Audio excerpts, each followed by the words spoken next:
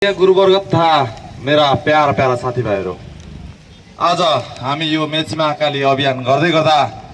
यातायात चालक एकता तपाईहरुको यी गाउँघरसम्म हामी आइपुगेका छौं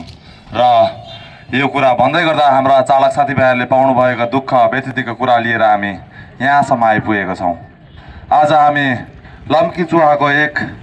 लम्की कैलाली जिल्लामा आइपुगेका छौं र हाम्रो कार्यक्रमहरू यहाँ सञ्चालन गर्दै गर्दा हाम्रा यहाँका आदरणीय गुरु वर्गहरू सहित मिलेर हामीले यो कार्यक्रम सञ्चालन गर्दैछौँ र हामीलाई पर्न गएको व्यतिथिको कुराहरू यहाँ हाम्रो चालक साथीभाइहरू माझ राख्दै आएका छौँ र हिजोको दिनमा पर्न गएका यी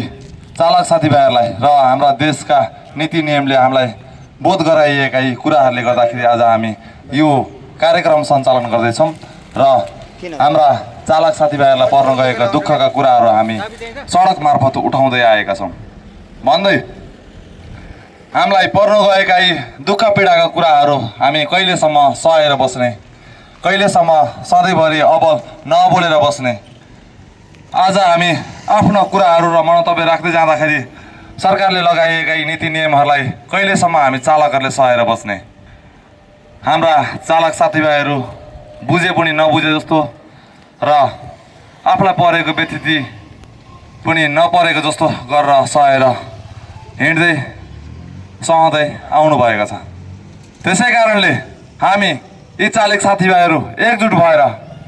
आफूलाई परेको दुःखका लडाइँहरू लड्नुपर्छ र हामी एकजुट भएर हाम्रा माग मुद्दाका कुरा उठाउनुपर्छ भन्दै हामी यो लम्की चुहा स्थित आइपुगेका छौँ र हामीलाई सहयोग गर्नुहुने यहाँ आदरणीय दाइ राजन थापा र यता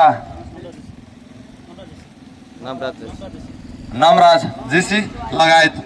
हाम्रा संयोजक सानो पूर्व छाने र म स्वयं विजय जोशी